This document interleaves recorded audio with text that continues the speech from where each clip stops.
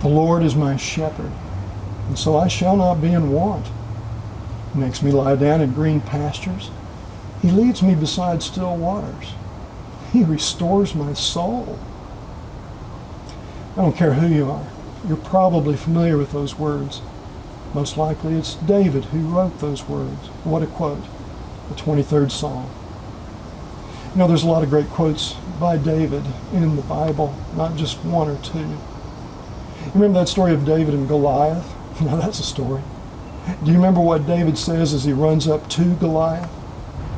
He says, "You come at me with sword and javelin and spear, and I come to you in the name of the Lord of hosts, the God of armies," is what he's saying.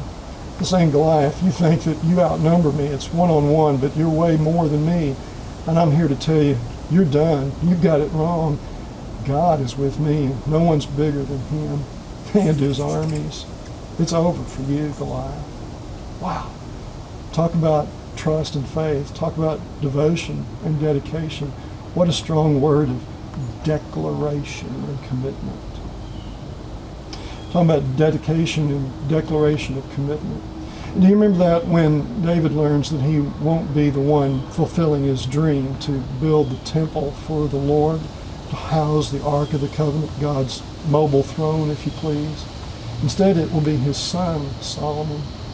And instead of David wringing his hands and hanging his head in despair that his dreams are broken, he sets to work. He says, in fact, well, I'll gather the materials to make my son's job easier and less costly. I can enable my son's success in this way. Wow, what a great spirit. Thinking about pouring yourself out to bless someone else. That's devotion, it's dedication. It's costly, and it's worth it. So many quotes from David that we could mention. I don't want to paint the picture that David's perfect. He's often depicted as sinning in ways that greatly affect not only himself, but others, many others. But when he does, each time that it's pointed out to him, he says something like, I have sinned greatly against the Lord. Wow, what a rare quality. Not only to own up for one's own failings, not only to just announce, these are my shortcomings, and not try to hide it, but to admit them for what they really are. They're not just ways you've let yourself or others down, but they are ultimately against God, your maker.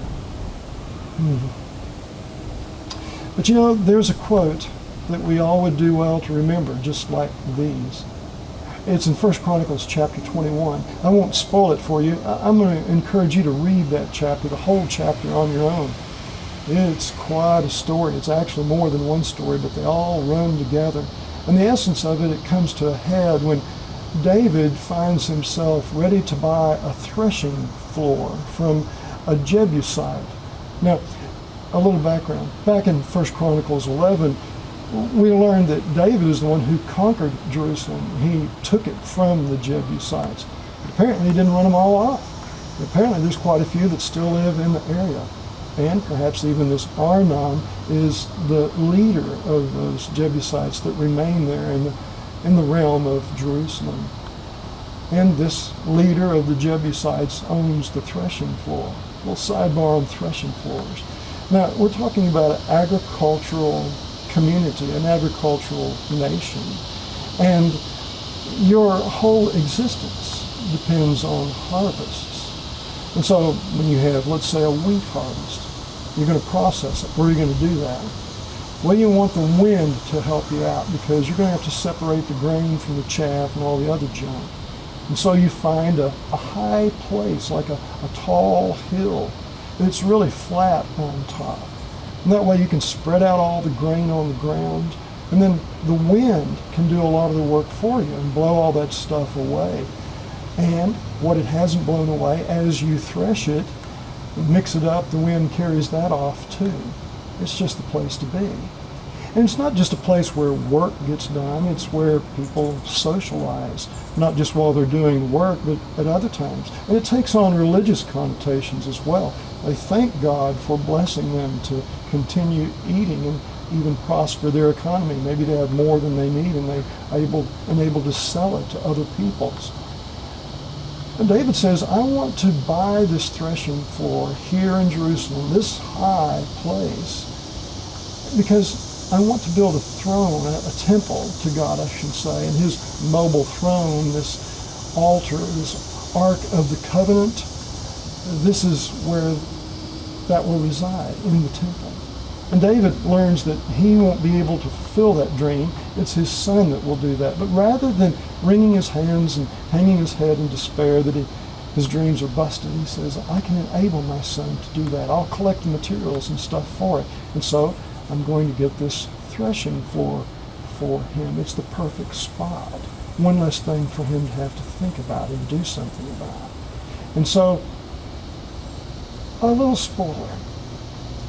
Arnon and David both are allowed to see an angel of the Lord who is present there. And Arnon is overcome, and he tells David that he can have this place. He's going to give him the threshing floor and all that's with it. And there's some cattle, some oxen there, and a cart. He says, I know you want to offer sacrifice. Well, here it is. You've got what it takes for a burnt offering right now. It's yours. Take it. Listen to what David says in reply. I can't sacrifice to the Lord that which costs me nothing. You see, he turns down the gift. He will not take Arnon's grace. He pays him for it, and he pays him well for it. That's the way David thinks.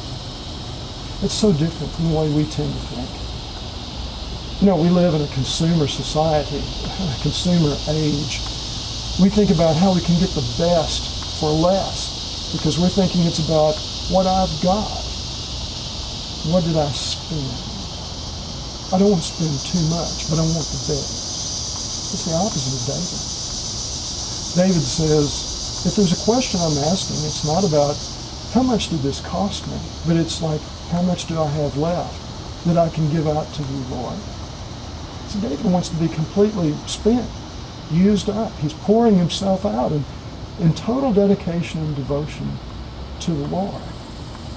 And so he pays Arnon because he lives by this principle. I can't sacrifice to the Lord what doesn't cost me anything. Think about that. Ask yourself that question.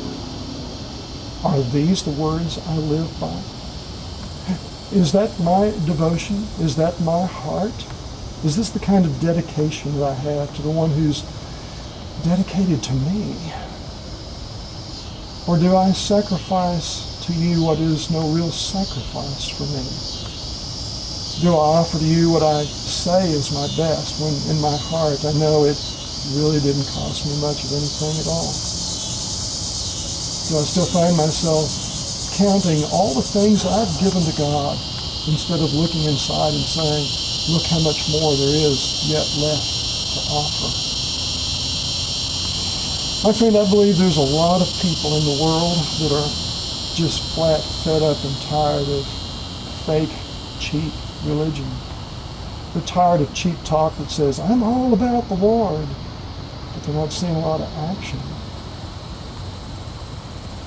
The words of David come to mind. You know, there's another story that comes to mind too. Do you remember in Luke's gospel, not long after Jesus arrives in Jerusalem from that journey to Jerusalem, he sees a woman in the temple. This is centuries after David's time and after Solomon's building a temple. Now it's another temple that's replaced Solomon's temple. That's how long it's been. He sees this widow lady in the temple,